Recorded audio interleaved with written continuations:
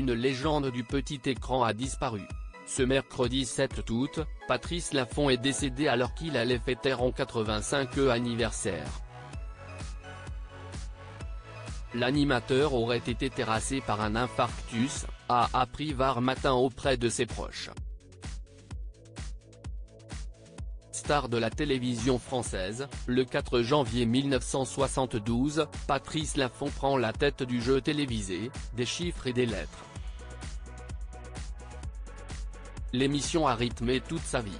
À l'époque, alors qu'il vient de lancer Aujourd'hui Madame, Armand Jameau, producteur sur Antenne 2, pense à son protégé pour présenter le programme France 2, nouvelle version du mot le plus long, lancé en 1965.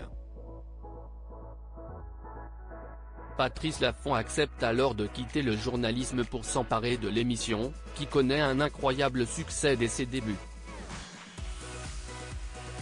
Mais en 1989, l'animateur commence à se lasser, rapporte Le Parisien, dimanche 31 juillet 2022, je m'ennuyais ferme. J'avais même préinstallé une fois un écran pour pouvoir regarder Roland-Garros. Patrice Laffont a bel et bien claqué la porte de l'émission.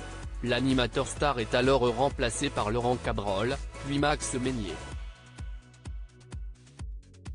Plus tard, en 1992, c'est Laurent Romejko qui prend les rênes du jeu télévisé.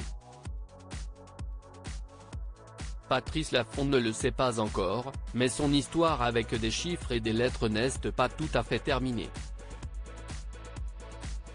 En 2000, il est appelé à la rescousse, Armand Jameau est mort et Michel Cotta, la patronne de France 2, a besoin de lui pour reprendre la production du jeu.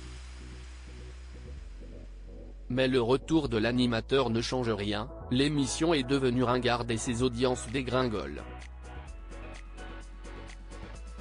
Ces tragiques décès de personnalités qui ont déjà marqué l'année 2024. Ça fait 50 ans qu'elle existe. Patrice Laffont, fier de son émission. Patrice Laffont décide alors de moderniser l'émission, en vue de la rendre plus attractive. Il fait changer le rythme du jeu et demande à Laurent Romejko de se lâcher un peu plus. Mais rien n'y fait, en 2006, l'émission est rétrogradée de France 2 à France 3. Les audiences continuent de s'effriter, et pour y remédier, une nouvelle version du jeu voit le jour en 2015.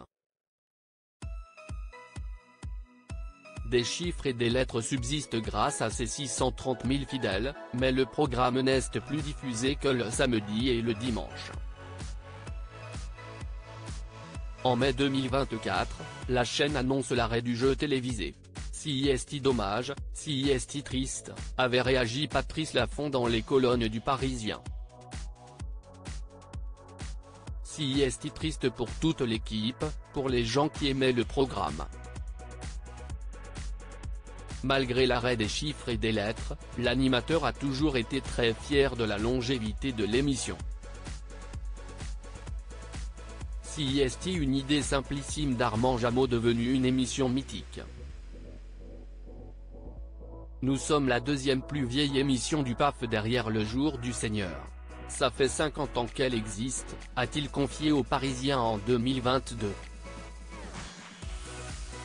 Article écrit en collaboration avec 6 médias Crédit Photo, Panoramique.